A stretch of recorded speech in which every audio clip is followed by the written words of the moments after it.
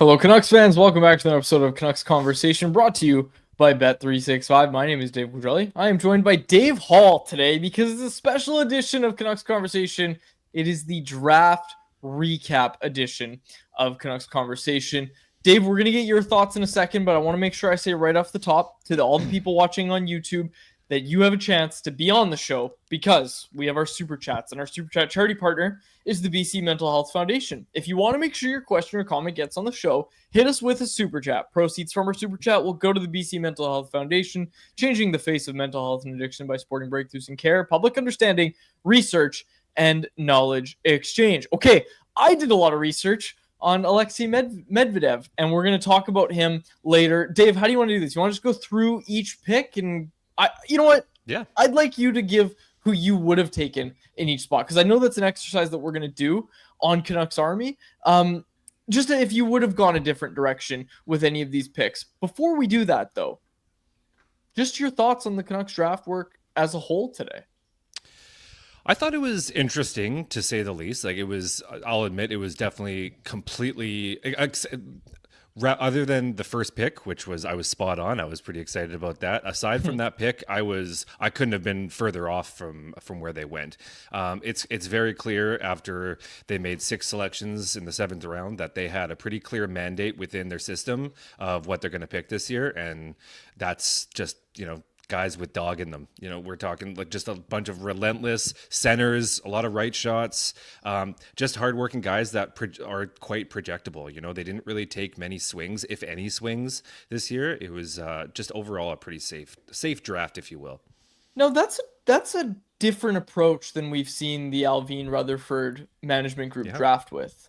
I think every year that we've seen these guys draft, the thing we've been talking about, hell, even with their first round picks, aside from maybe Tom Willander, the thing we always seem to talk about is, they took some big cuts here. They took some home run swings, and they're going to hope that one of these guys, if not a few of these guys, works out. Obviously, Kirill Kudratsev's a good example of taking a swing in the 7th round on a 7th round pick, and that one working out, as we're seeing right now with his phenomenal rookie season in Abbotsford. But that seems to be a bit of a shift away from their normal strategy, no? Yeah, no, exactly. And that's why when I, come up with my targets list, I try to get in their heads. And, I had a feeling they would go for more right shots and more centers. This draft was pretty chock full of centers. So I had a feeling that's what they would target. But I just figured there'd be a few swings in there. And, especially in the, once that 2nd round draft pick came through, like, especially when they went Braden Coots as well, which is, a bit more of a projectable, maybe 2C, 3C kind of guy. I figured maybe that was setting them up to take a couple more maybe offensive swings later in the draft, but that never really came.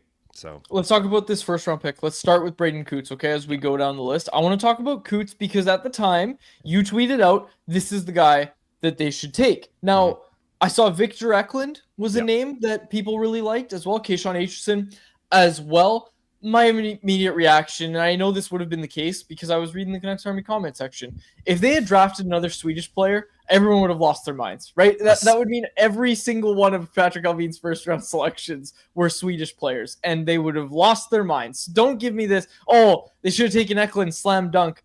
I really like the Braden Coots pick, and I tweeted this out. Some people missed the point, but I tweeted this out last night, and I'm going to try not to get too upset about it again, but I tweeted out last night just after watching some tape, talking to some people, looking into Coots a little bit more. Really high floor player. Like, this guy's going to play NHL games, and what I was trying to get at when I said at absolute best he's Bo Horvat, at worst he's Jay Beagle, of course, forgetting that the worst years of Jay Beagle's career all came in Vancouver. Jay Beagle's a phenomenal player. Jay Beagle is exactly what you would want out of like a 3rd or 4th line guy.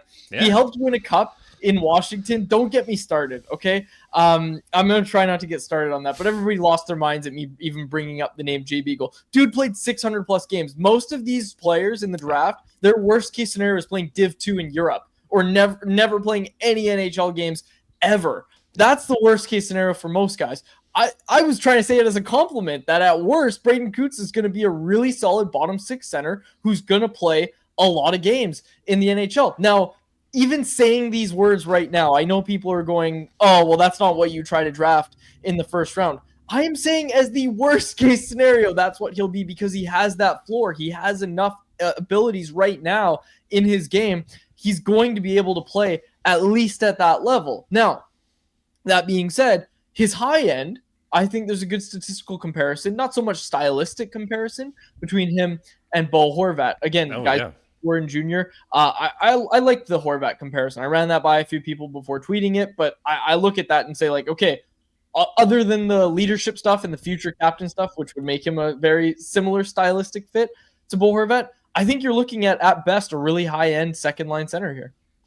Yeah, for sure. And to bring it back to so first of all, Victor Eklund, yes, great player, but again, like you said, like another small winger, Swedish winger. It's just if that was the pick, like I get when he became available, I was pretty shocked, and even I had a little bit of geez, I've been wanting Braden Coots this entire time. I didn't even think of what it would be like to have Victor Eklund, but it's so true. If they were to take him, it's just another whole side of the story to be complaining about, right? And so I completely agree with Braden Coots. I think at worst, I completely agree with your Jay Beagle as well, because we just saw in the Abbotsford Canucks Calder Cup run, we saw Jesse Pujärvi, who goes third overall. You're not hoping.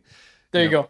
Right. And so look at him right now. He was barely noticeable in the Calder Cup playoffs, as a third line guy down in Charlotte. So I think with Jay Beagle, you're looking at 600 plus NHL game, fourth line center who's dependable, who's good in the faceoff dot. That's exactly what Braden Coots is. And so I see him as an elite third line center, which, yeah, say what you will about that, but I think he has the chance to blossom into that 2C, which at the 15th overall pick, I think that's a pretty good projection, in my opinion. Like, yes, maybe you're leaving some offense on the table with Victor Eklund. Yes, Keyshawn Aitchison is right there, but you've got enough defense where you need centers and you need right shot centers. And so Braden Coots, in my opinion, was a home run pick. He might not be the most offensively talented guy, and that's not to say that he's not offensively gifted. Like there is a world where he finds another gear at the NHL level. I mean, he put up 63 points on a pretty lousy Seattle Thunderbirds team last year. He could easily get 100 points in the WHL this year, and people start thinking completely different of him, right? And so I just think it's an easy projectable pick. It's an easy home run pick for a guy that they desperately need. So I love the pick. I'm a big Braden Coots guy. You brought up position, so I have to ask you the question because I know people are at home are going to be asking you right now. Was this the best player available for the Canucks? Maybe not, but if it, like maybe Victor Eklund is the best player, quote unquote, available. Maybe Keyshawn Aitchison is the best player available. Maybe Braden Coots isn't technically the best player available, but I don't think the margin is so wide that we can really have the argument. This isn't a Ollie Levy, Matt Tkachuk type thing. No, not in my opinion. Not at all. Like you were, I mean, let's be real. Like Ollie Levy, what he didn't really have. Like Braden Coots, as you mentioned, he's going to have an NHL career, regardless of where he plays. He's going to play, and so I just don't think the margin is so wide that we could sit here and really nag on this regime for going for Braden Coots.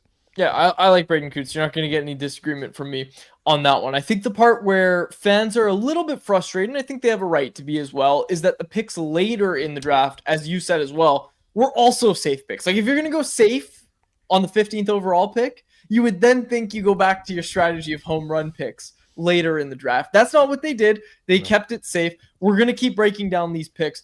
I want to talk about the goaltender.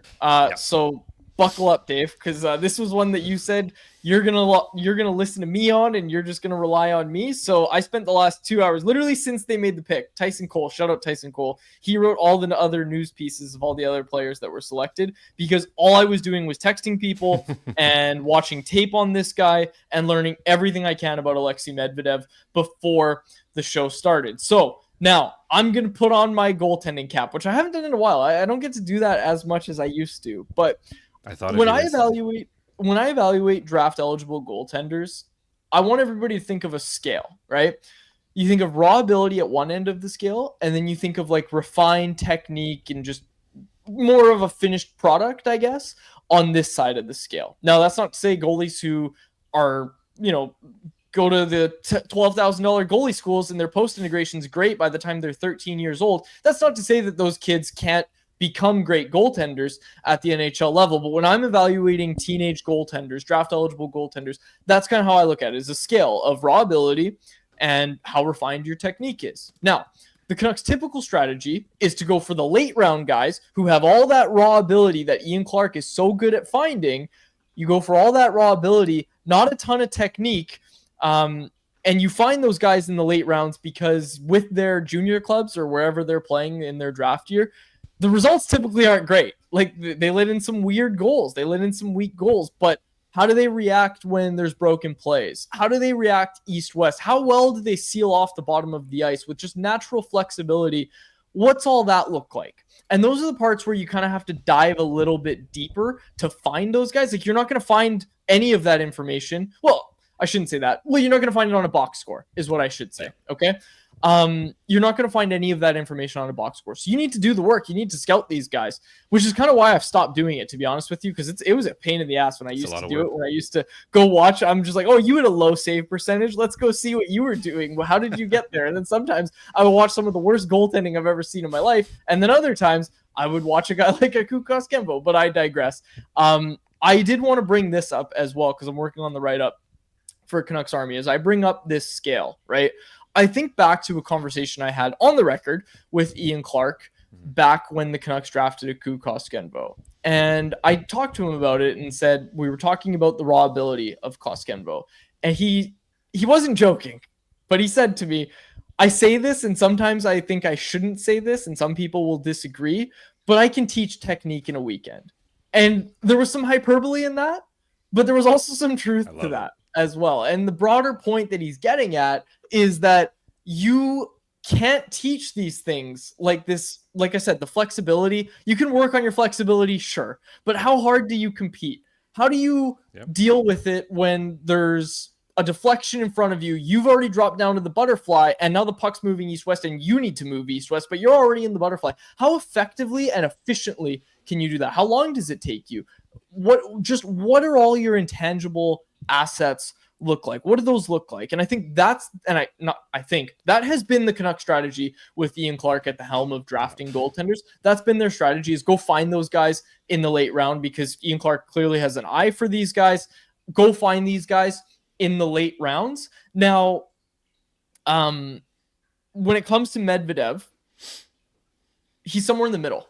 And that's kind of how I say it, because I watched him. I watched a bunch of tape today, and with Medvedev, like, you have the results in junior. He was really good with the London Knights, and I'm always really wary of drafting a guy in the OHL, especially a guy that performed well in the OHL. I'm always kind of like, oh, okay, like, you gotta look under the hood, and that's why, when I'm sorry, but if a guy puts up a ton of points in junior, usually I'm like, oh, this is great. If you're a forward, this is great. You can usually get a lot of the picture.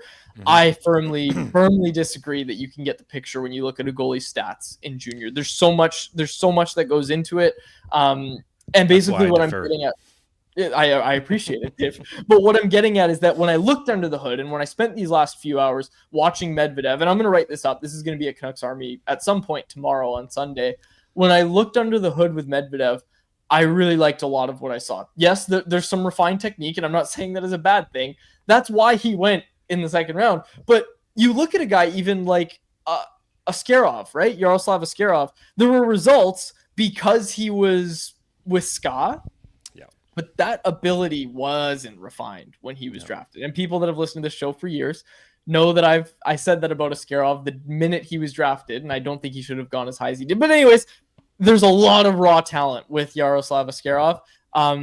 Medvedev is somewhere in the middle. Medvedev is more of a guy who has a lot of raw ability. He's going to need some refinement on his technique. For example, I was texting with someone about the pick, and I was just going over a video, and I sent him a picture of Medvedev setting up to stop a shot from the high circle off a faceoff, and his stance was just way too wide, right?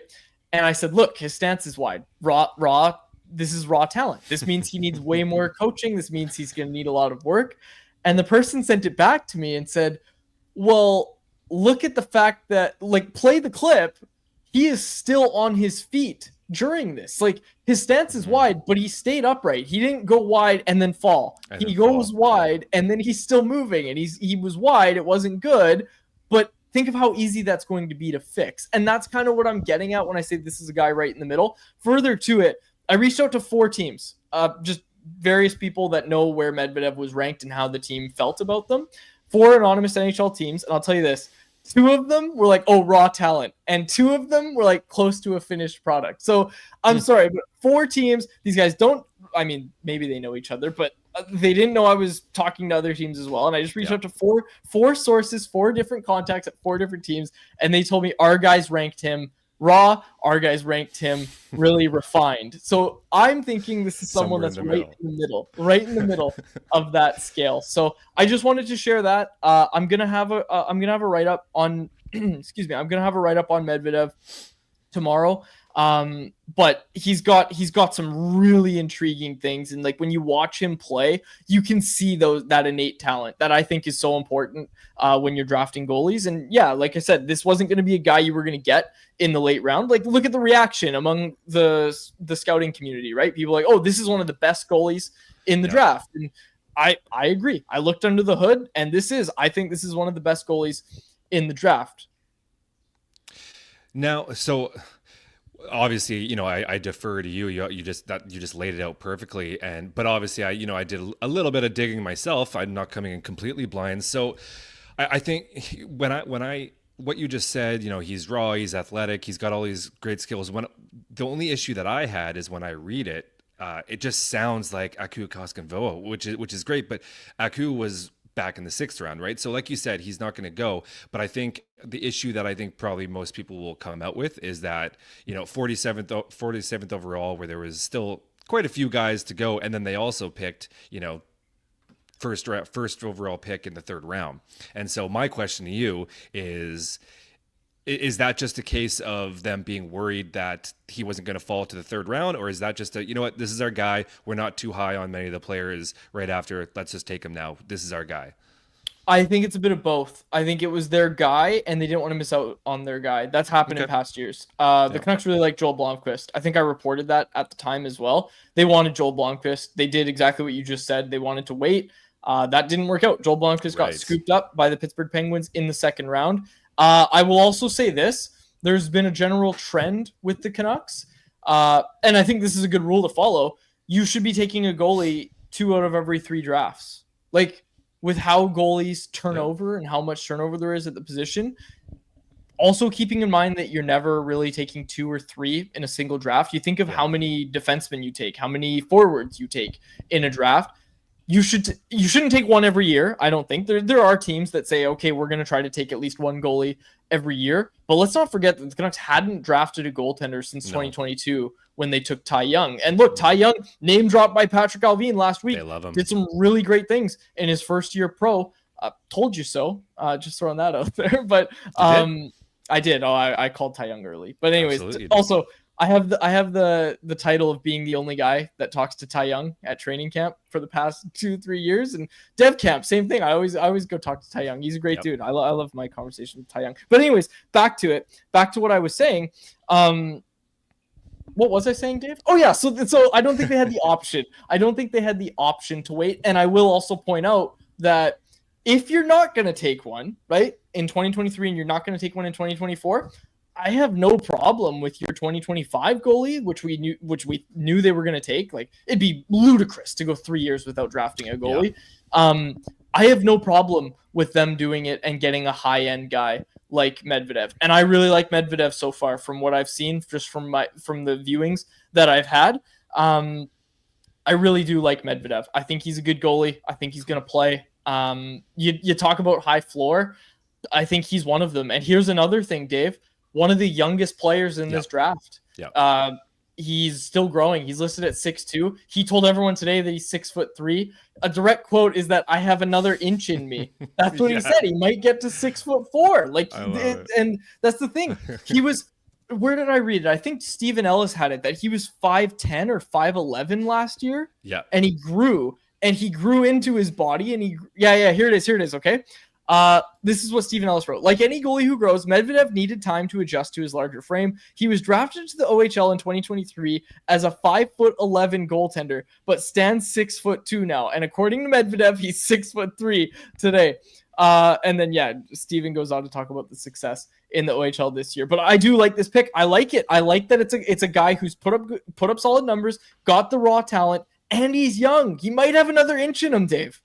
Well, and London Knights, so Austin Elliott, he was their starter. He's moving on next year. So he's not only young, but he's going to get a chance to play on a pretty damn good team in London next year as well. So you're picking him, you're maybe picking him up right before he, really hits his stride, where he's getting more than, I believe there's 34 games that he started this year. And by the way, put up great numbers. Like he won rookie titles for his numbers this year. Like he was no slouch as a backup this year. So yeah, I agree. I did find it interesting considering he wasn't the first, second, or even third ranked goalie on most people's list. So for me, when I heard it, it just kind of it intrigued me because I think Ian Clark and the Vancouver Canucks have, they've done enough that when they pick a goalie, you don't ask questions. You just if they think that he's good enough to be selected in the second round, I'm just standing back and saying, okay, he's a second round goalie, right? Like I don't have too many questions.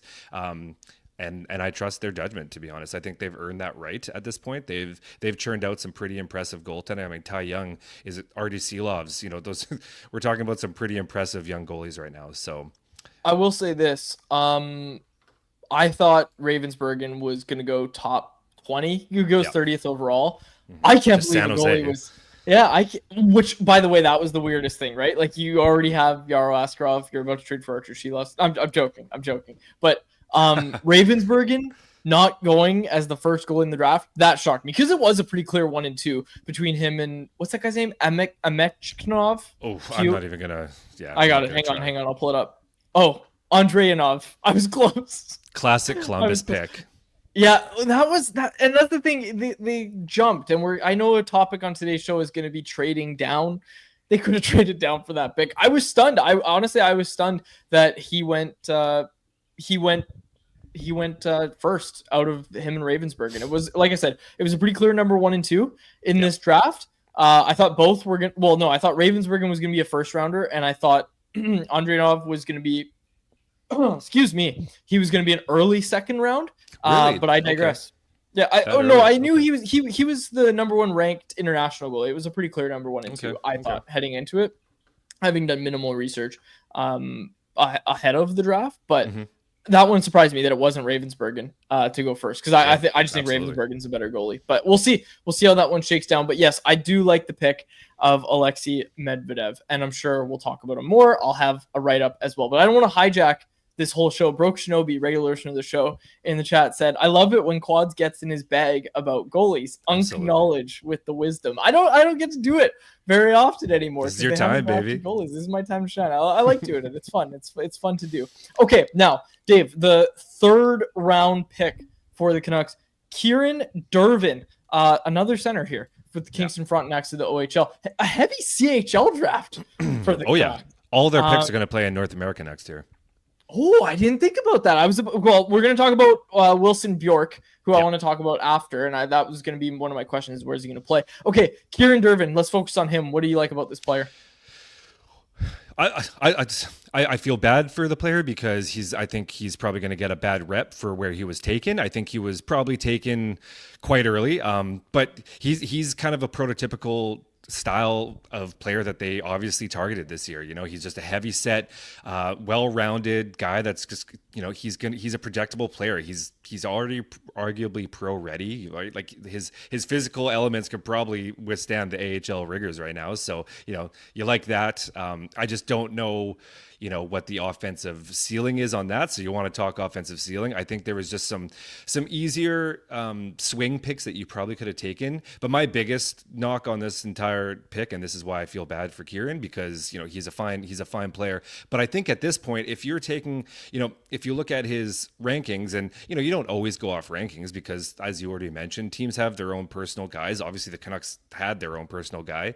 But when you look at Kieran, the lowest he's ranked is 73rd, and that's on the central scouting rank. So that's the North American side. So that's not even 73. Like most pundits had him in the hundreds. So if you're confident that he will probably be available, I get that they don't have a 4th-round pick, but at that point, since you don't have a 4th-round pick, like why aren't they trading back to recoup a pick, right? Like it's just if you're going to take that type of player where, there's probably not a lot of eyes on him, why aren't we moving back a little bit? There was quite a few trades in this draft where a lot of teams did the same things. So, and you see it in the NFL draft all the time. Jacob and I were talking about this earlier, but it's just one of those things. Like if you're taking a safe pick like this, why aren't we recouping some draft picks? So that was my big qualm about it. I also as much as he's a projectable guy, I just don't know, what the overall ceiling is here in terms of, a 3rd-round pick, right? So it'll be interesting to get an eye on him and everyone else that was drafted at Dev Camp this week. You, Tyson Cole, me, Jeff. There's going to be all sorts of coverage over at CanucksArmy.com of Dev Camp, which kicks off on Monday, June 30th, out at UBC. We'll be sure to be there and giving people all the updates. Okay, did you have anything else you want to say about Dervin, or do you want to move on here? Because this next one really interests me. Not really about him specifically, but it's just like looking at the list. You got Charlie Trethewey, who's a right hand shot from the U.S. He's got some intriguing skill. You've got Barnhill, who's just a towering right shot defense. These are all guys that I had in my targets list that I would have thought that they may have gone. Were all of those names you just said, were those guys available when they drafted? I'm looking at all of them that are available. Yeah, you got like Christian Epperson, who had an unreal season with Michael Misa. He's an overager that came in, but he was an easy projectable pick. Anyways, there's just a list of guys, and we're gonna run that assignment where we're gonna who we would have picked, and there is a list of names. So when I heard this one, I was completely I was shocked. Okay, so I asked you to do that, but let's save it then. If you're writing an article about this. I forgot we talked about this. So let's save it. Let's save it for people. If you want to read it, CanucksArmy.com. Dave's going to drop who he would have picked at each spot. Okay, Wilson Bjork. This one's an interesting one for me. It is Bjork, right? Am I saying that right? Yep, okay. That's fine. This is an interesting one because I saw a tweet from our pal, friend of the show, Cam Robinson, that he's got a brother who's draft eligible next year. Are we talking about the Bjork brothers coming to Vancouver? Or are we talking about the older one that doesn't quite stack up? Because his brother. Or are we talking about the Celebrinis? Yeah, exactly. Or the Koreas, or the name it. But yeah, like his brother's supposed to be a top rank, and so Wilson, he finished 2nd in the J20 this year as an overager, only 2nd to his brother, who was his line mate, who finished 1st, and together they led their team to a league title. So. I got to say that this is another one, like most of these picks, was completely off my board. And, as soon as they made it, I started looking at some tape. And I got to say, he's a project. He's definitely raw. He's always been a high energy, kind of, a bit of jam in his game kind of guy. But obviously he popped off offensively. And so is that a case of the environment that he was in, playing with, his high ranked brother, who's obviously got some offensive pedigree, or is there just some development going in his game? And, he's moving now. He's committed to Colorado College. So we're going to get to see him in the North American game. And he's a name that, at first glance, he may not look that intriguing, but after looking at his tape, like I gotta say, I'm intrigued, to say the least. Like just to follow him, I'm curious what he does at the NCAA level next year. I like his brother too, Vigio, I think. Vigio, what? Really? Maybe I'm wrong. That's Italian. Okay. Is it Vigo? Okay. Anyways, looking at the spelling, Viggo. So Vigo. Right. There's no I. Right. I'd like him even more if his name was Vigio. Okay.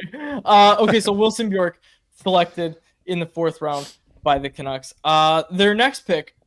Excuse me, man. I gotta get this. I've been screaming at my TV about Medvedev. I've been very excited about Alexei Medvedev. Gabriel Schrott. What can you tell us about him? Ben Schrott's cousin. 34-year-old defenseman, plays for Detroit. So this is a pick that, just based on the market view that I saw on my Twitter and whatnot, a lot of people again, a safe pick. I gotta say, like after looking at his tape again, just quickly, I'm gonna have deeper dives on all these players, throughout the next few days and weeks up at Canucks Army. But I there's some intrigue here too. Like again, a relatively safe pick. Some in these late drafts or the late rounds, sometimes you hope for a couple of offensive swings, but at the same time, you can only pick what is there, and there's at the same time, Gabriel Chiarot, he's a play driver. Like all of his goals are either him driving the net or him, in some form way winning a puck battle and using a pretty heavy shot to beat the netminder. So right-hand shot, I actually like this pick, to be honest. I didn't at first. The guy that went right after is the guy that I actually wanted them to pick, Aiden Lane, full disclosure. But now that I look at it and, take a little bit of a deeper dive, I actually really like this pick, especially for the late round. Matthew Lansing, 7th round pick. Yeah, this is a classic. Basile Sanson's just like last year. Just another, like, he's a huge guy. Just definitely a defensive center. Again, another centerman. I believe that's 5 centermen in this entire draft. So they clearly had a mandate of shoring up the middle, which is exactly what I thought they should do. But yeah, like very long-term project here, a defensive guy, good size, power elements, but just he's a guy that I'd be looking more long-term if at all. So I would have gone a different direction here. I'm just kidding. I don't know anything about 7th round picks. It's just to be clear. They just never take those swings. Come on. We got a super chat here from Nick Pocek. Speaking of cousins, cousin of Rudy Pocek, Nick Pocek hit us with a $5 donation to the BC Mental Health Foundation. He said, 1 sentence short story. Imagine being as terrible as Jay Beagle, typed the out of shape Twitter user with his Cheeto stained fingers. That is a great comment. Thank you so much for that. I was so bothered. I was literally like, I'm not usually very combative with people, just in general, but not on Twitter either. I'm not looking to pick any fights with people, but man, I think I told 3 people yesterday to learn how to read because of how annoyed I was at the response to my tweet about Jay Beagle being the floor for Braden Coots. I just don't know what you want. Like, I'm not sure if you just haven't watched Braden Coots or like what you think a 15th overall pick is going to project as, right? Like, exactly. How could you not love Braden Coots? If you watch him play, I don't understand how you don't love his game. You just answered your own question. They don't watch him play. I think that's the thing. They stat watch. They see 63 points in the WHL. They don't see that he's led the team and the team was terrible. Awful. Didn't score a lot of goals, and he was the main play driver in the entire. Like, just not only that, so he's the captain. He's the youngest captain in the WHL. He goes to the U18s. He's the captain of Team Canada, leads the team in points. That's with guys like Jack Nesbitt, who went ahead of him, Cole Reshney, who was on the team, Brady Martin, who went 5th overall or 6th overall, one of the two. He was the captain and led that team in scoring. Like, we're talking about a player that hasn't. It's just mind-boggling to me. Like, I just really don't think you've taken enough look at it. And if you take a look at his game and you don't like it, and you have, you find areas that you don't like, I'd love to talk about it. Like, that's fine. I just don't see how you can see this pick and complain about it as much as I see some people complaining about it. It's just, it's too safe, and it's not even that safe. All you're doing is just giving yourself a solid floor, which they need. So, and anyways, just like you with Medvedev, I could go off on a tangent on this one, and I'll stop. And unlike you with Coots, if people disagree with me about Medvedev, don't feel like you can talk to me about it. I'm always willing to have a chat about it. I'm probably not gonna agree, but I'll chat. I'm just gonna say, as someone obviously who producing this show, producing Rinkwide, posting some stuff on the Canucks Army socials, I see a lot of the comments all the time, and we talked about it a little earlier in the show, like, they couldn't have drafted another Swede in the first round, could they? But I've seen a lot of people, even people in this chat, not anyone in the chat right now, but people who have dropped into Canucks Combo in the past saying the Canucks need to get rid of some of these Swedish players. They need more like hardworking, hard-nosed Canadian players. Well, guess what? The Canucks just drafted at number 15 overall, a hardworking, hard-nosed Canadian player. And the first few responses that I saw when Canucks Army posted that graphic was, wow, they should have taken Eklund. He's got more skill. Wow, I can't believe they took this guy. Some people just can't be pleased. We're going to have to just understand that. And, I hope a lot of the people watching right now, hearing you guys break down Braden Coots' game, can understand that, this guy brings a lot of intangibles that aren't just going to show up on the hockey reference page. Dave, I gotta ask you, okay? How similar is Victor Eklund to Jonathan Lekramacky? Because Jonathan Lekramacky also slid in the draft and fell to the Canucks at 15. Eklund almost fell to the Canucks at 15. How similar are they as players? Well, you just nailed it right there as well. Like 15 other teams didn't think Eklund was good enough to make their selection, right? Like we're talking about Ben Kindle, who most people had in their 20s, taken at 11th overall, and then Jack Nesbitt, who was also supposed to go into the 20s. They wanted to trade up to get Jack Nesbitt over a guy like Victor Eklund. So I think they're similar in the fact that they can put up points. Victor Eklund is, he's a hell of a player. Like, don't get me wrong. Like, the New York Islanders came away like bandits in that first round. Like, Victor Eklund is one hell of a player. It's just he's very, very small. He's a bit of a dog, which is nice. Like, he's small, but he's a dog, which is, a little bit opposite of Jonathan Lekramacky. So other than the fact that they score goals, I don't really see them as much. Like, Victor Eklund, although he's small, he'll actually go into the middle of the ice and he'll drive the net, and he's a pest out there. But he's also just very, very small. And at that point, you're taking a pretty big risk. And if he doesn't pan, then you've just got another first round pick that didn't work out. So yeah, again, 15 other teams thought so as well. So. All right, let's put a bow on this. Let's get to our poll question.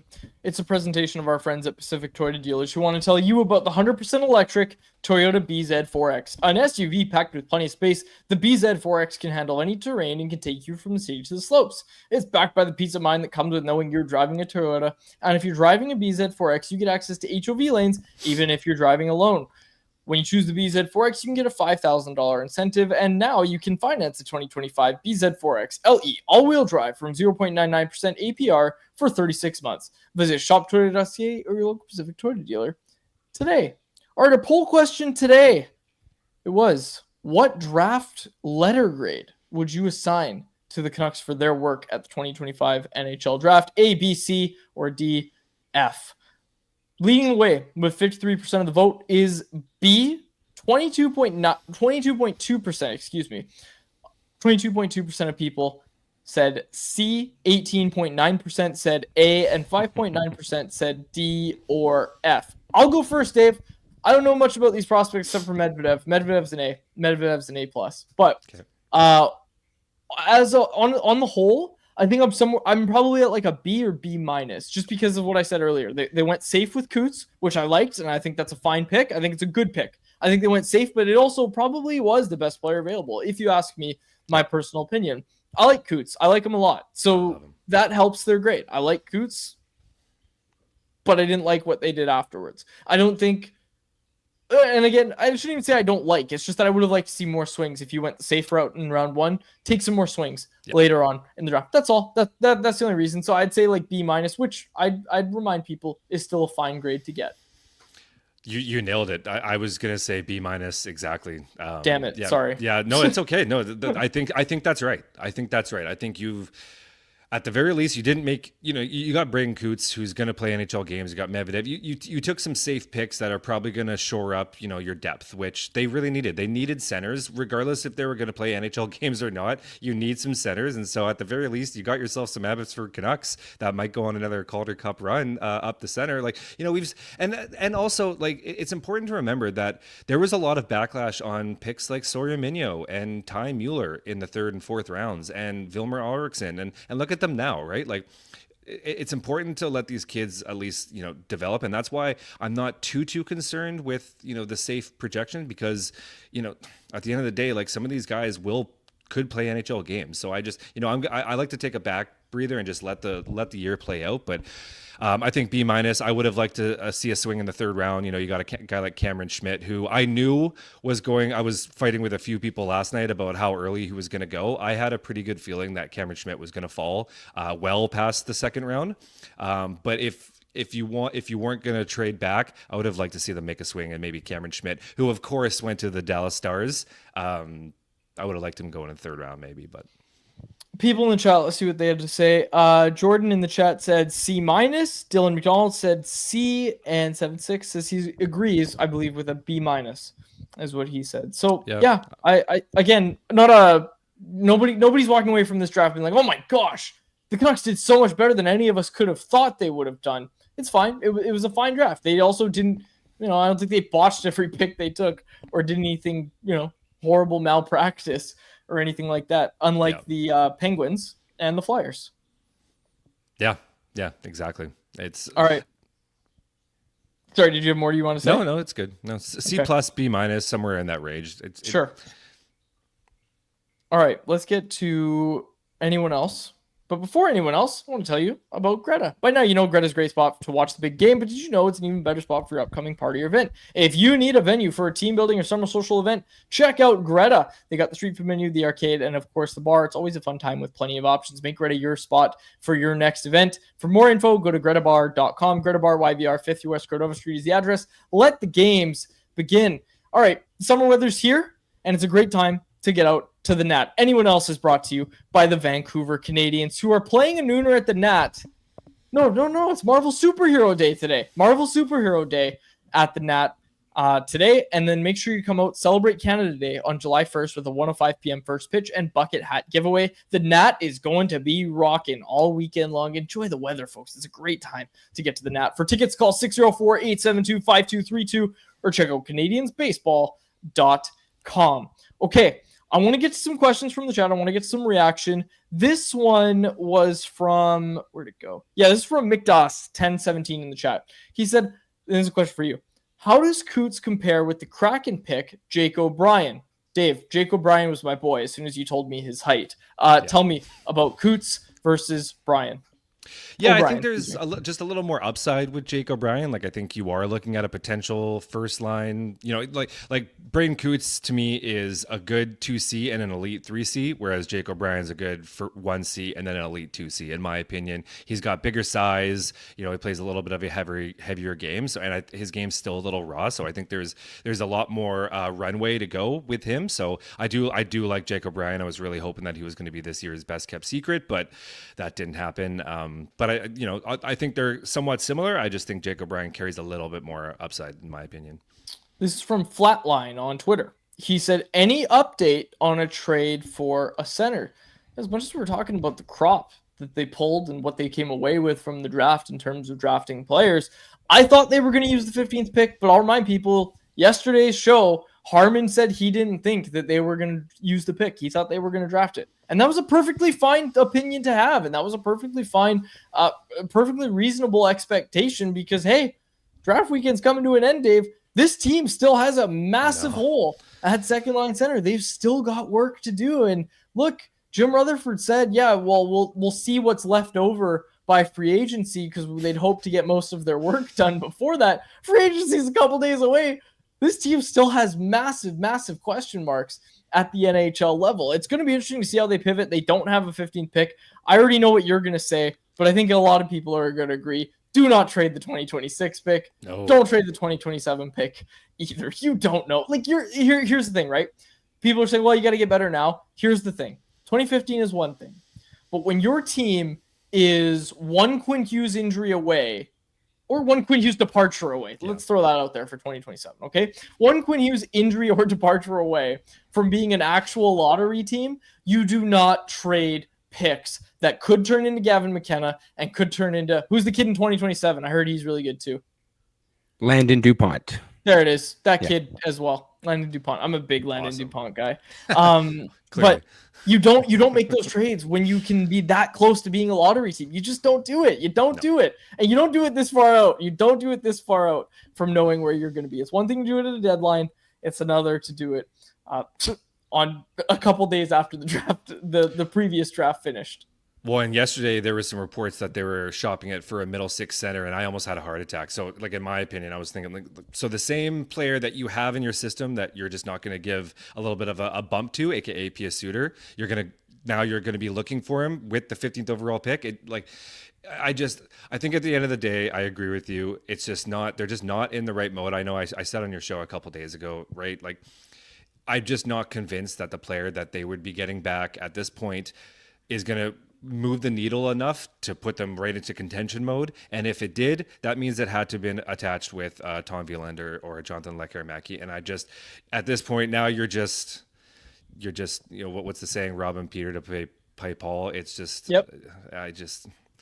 I think this is the smart thing to do. Take Braden Coots, enjoy it, enjoy the player, see what happens in free agency. I don't know what they're going to do here. So, Jordan said this in the chat. Are the Canucks having to hold off on the goalie trade until they get into free agency and teams know who their goalies are going to be? I was kind of hoping for a pick for Demko, Shelovs, or Lankinen. I broke down the prospect of trading Archer Shelovs. It sure sounded at the time, my interpretation of it at least, sounded like with Demko getting extended, obviously with Demko getting extended and Lankinen having already been extended, it would seem that Shelovs is the odd man out. I don't necessarily agree with the team trading Shelovs, so the fact that they didn't do it at draft weekend and they might hold off, like we'll see. We'll see where it goes. But yeah, I mean, I looked at who needs a goaltender. There's a couple out there. Edmonton, well, it's supposed to be one of them, but they're doing the yearly thing that they do in Edmonton where the media and some of the fans are just like, actually, Stuart Skinner put up this save percentage and is actually fine. Everything's fine. It's like, run it back. I know, it's like the memory of a goldfish. It's like you're all talking about going to get a goalie, and we should also mention John Gibson today, traded from the Anaheim Ducks to the Detroit Red Wings. That was certainly an interesting one. There was some movement, though. I guess you and I can talk about it. Columbus just traded Tarasov yesterday, which I thought was interesting for the Shelovs movement. Absolutely it was, because again, that got you a 5th round pick. Tarasov's not the goalie that Shelovs is, so you would think Shelovs goes for a 4th, maybe even a 3rd. That didn't end up happening on draft weekend, so it'll be interesting to see how that one plays out for sure. 7 and 7 says, surprised that we passed on Schmidt twice. Talk about that. Yeah, I agree. I mentioned it earlier. Like I had some battles last night over. A lot of people thought we should take it with the second overall pick or second round pick rather. And he's 5'7". He's skilled, but I had a feeling he was going to drop. Everyone that I've talked to, like there was chance that he was not only going to go in the 3rd, but maybe even the 4th round. Like this is maybe he did go in the 4th round. Now, anyways, he dropped. I'm pretty sure it was 3rd round, 94 overall, 94th overall, exactly. So that was one. If they weren't. That's a swing that I would have taken in the 3rd round if they knew they weren't going to move back and not pick in the 4th round. I would have just taken a swing on Schmidt. But yeah, it's interesting. And like I said already, it's interesting that of course the Dallas Stars are the ones that take him. So we could be looking at a Stankoven situation all over again. So yeah, that was the immediate thing I thought of. 5'7". 5'7" from BC. Like he grew up in Prince George, played for the Caribou Cougars, played at Rinka Hockey Academy in Kelowna, and then with the Vancouver Giants. Like almost exactly the same progression. Table was set. With Stankoven, undersized guy, and then he goes to Dallas, and all of a sudden we're going to see him playing in a Western Conference final in a few years. I wanted to say this. This was a question from Ty Bulldog. He said, has Demko actually been extended, or is it just rumors? I should clarify that as well, because Garland extension is as good as done. That one's going to get announced. It's a 6x6. I said that on yesterday's show as well. The Demko stuff has more been reports. That one I don't think is as close. Again, I'm just telling you what I know and what I know, or I guess what I don't know. I don't know that the Demko extension is done, so I'm just gonna say that I don't know if it's done. I'm not gonna call it rumors or anything like that, but that one is interesting, and it also interested me that Shelovs wasn't traded today and that no goalie was traded today, partly for that reason, because I think the thought process that you could kind of follow was, okay, well, we're going to extend Demko, so we're going to trade Archer Shelovs.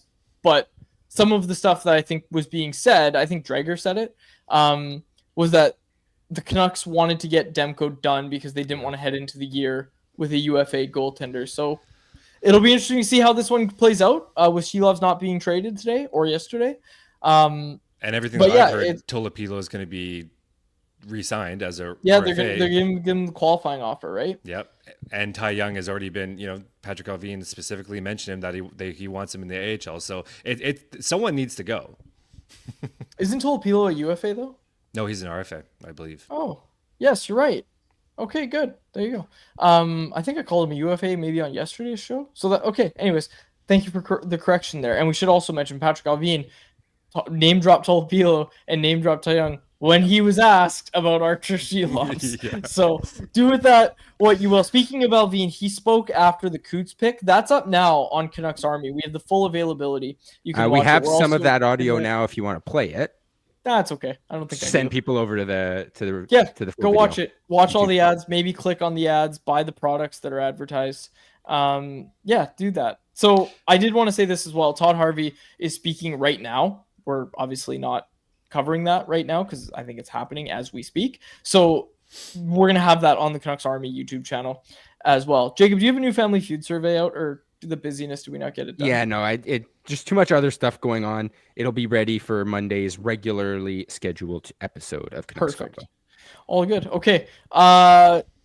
The draft, the digital draft format. Someone wants to talk about that. I hated it. It sucked. I don't know if anyone liked it actually. I don't even want to spend time talking about it. It sucked. Don't do it again. It was awful. Like it was so awkward.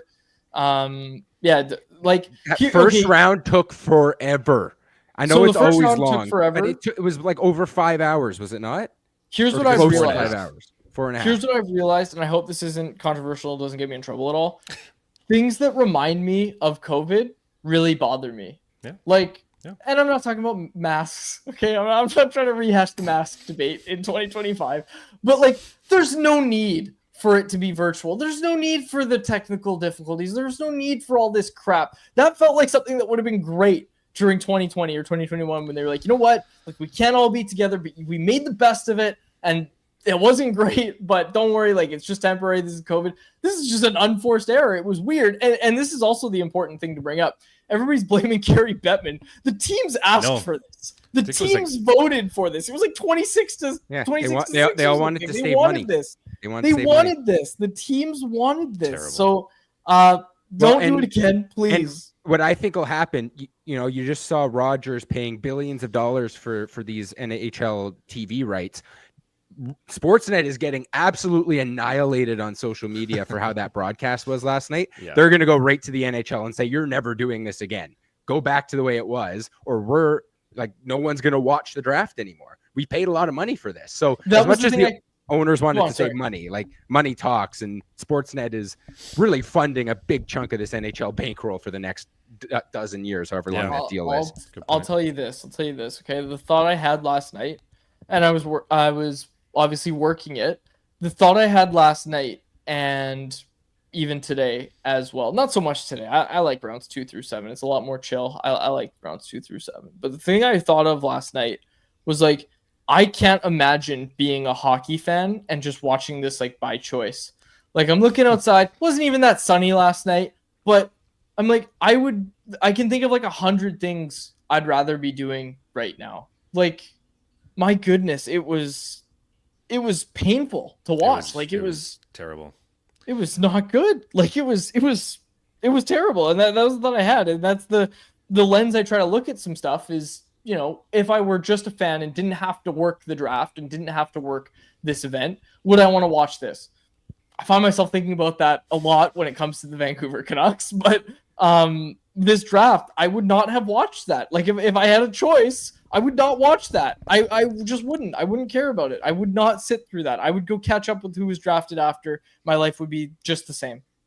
I think of the kids, it's the biggest day of their life, and they go up, they shake Gary Bettman's hand, which is great, and then they got to go awkwardly stand in front of a TV screen with technical difficulties going, oh, hello, hey, what'd you say? Oh, I just said hi. Oh, okay, well, hi. And, then they have to hanging out with the Goo Goo dolls. And exactly. Radimurka's who the heck is this? Why did the Goo Goo dolls follow him into the interrogation I don't think they were supposed to. They just kind of did. I totally exactly Radim Murka, who has no idea who the Goo Goo Dolls are. He's getting followed by these guys, and I don't know. I feel for these kids that just obviously it's still a cool event for them to be at, but they just miss out on a pretty cool experience. To have the whole team there. So I don't know. I think it's pretty unanimous. A one and done. Let's go back to the real thing next year, please. All right. It's Goo Goo Dolls. Oh gosh. That was really funny. All right. Was there anything else that either of you wanted to get?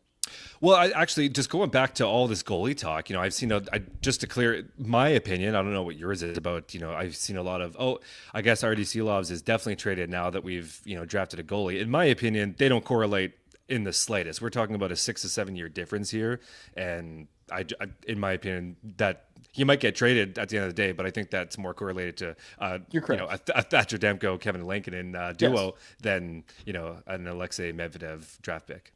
Yeah, you're absolutely correct. It's like I said, this pick had everything to do with the fact that they didn't take a goalie the past 2 years. You don't go 3 years without drafting a goalie. You just don't. No one does that. So I think you that's can all even it say has the to do same with. about San Jose. Like, a lot of people were saying, oh, they took Joshua Ravensburger, and even though they have Yaroslav Askarov, like, I think even that is that timeline doesn't even work. I mean, obviously there'll be a little bit of a what's the word I'm looking for? Overlap. Overlap. Thank you. They'll intertwine a little bit, but at the same time, Askarov's going to be like 28 by the time Ravensburger is actually ready here. So Yeah, and that's the thing is, like, I also wonder, and it did surprise me. It did surprise me nonetheless, but I also wonder with Ravensburgen, if the Sharks just looked at the rest of what was available and were just like, we can get this guy in the second round. Like, we don't like any of these players, so let's take the best goalie in the draft. Yep. Like, I think that's a good. It's not a bad way to go about things. You also think, hey, they were on the other end of a first round drafted goalie getting traded. What if they're on the side of the team that gets the first round pick by trading a goalie? So again, it's just you bring it up. I know we started this conversation by talking about Shilovs. I agree with you. Absolutely agree with you. No correlation there with a Shilovs trade with Medvedev. This is a question from JJ in the chat. He said, Medvedev, a good pick considering his age. Where would he have been projected in next year's draft? Now, this guy speaking my language. And I brought this up. Young player, right? Like, born September, I think it was 10th. I was just looking. September 10th, I think his birthday is. Don't quote me on that. September 10th. The cutoff, I believe, is the 15th, right? Okay. So he was I was 5 going to say, days away. I don't know why I tried to say his exact birthday, but I got it right, so that's why. That is a great question. What does Medvedev look like if he has a full season starting with the London Knights? This guy was already projected to be a second round pick this year. Like, the Canucks didn't reach for Medvedev. No. They get him now. What the hell does he look like if he has a full season as the guy with that London Knights team, who again is going to do good things next year in the OHL playoffs as well? Like, all of a sudden you're in that Ravensburgen conversation. You're in that conversation of being like a first round pick. That's another reason that this is a really good pick for the Canucks. And make sure you clip that, Jacob. That was bang on. That was a great question. Hey, you've convinced me. I had my doubts. Obviously, I'm not negligent to goalies. Obviously, I take a look at them, but I obviously focus a little more on the players. I'm just not, that technical when it comes to goalies. And so, with no fourth round pick, I was, is this the guy that we want? But I think this entire hour, I think you've truly convinced me. I'm okay with the pick, and I actually like it now. So, love it. That's all I aim to do is get everybody on the Medvedev train. I've upped my grade. I love it. Let's get to our Bet365 bet of the day. Chicago Cubs, Houston Astros, Lance McCullers is back on the bump for the Astros, returning from an injury, not an arm injury, just a little foot injury, and Lance McCullers strikes out a lot of people. We are taking the over on strikeouts. Lance McCullers, over 4.5 total strikeouts. You can get that at minus 130 odds at Bet365. Whatever your bet is, it's never ordinary at Bet365. Download the app and get it on the game. Use the code NATION at Bet365. Must be 19 plus to play. If you choose to play, please play responsibly. Dave, thanks so much for taking the time to do this. Thanks to everybody who tuned in. We'll see you Monday, folks. For my co-host, Dave Hall, and our technical producer, Jacob Lazar, my name is Dave Quadrelli. Thanks so much for this episode of Canucks Conversation. Canucks Conversation is live Monday through Friday, every weekday at 2 p.m. over on the Canucks Army YouTube channel. Make sure you like, subscribe, and interact in the YouTube live chat every day with us, folks.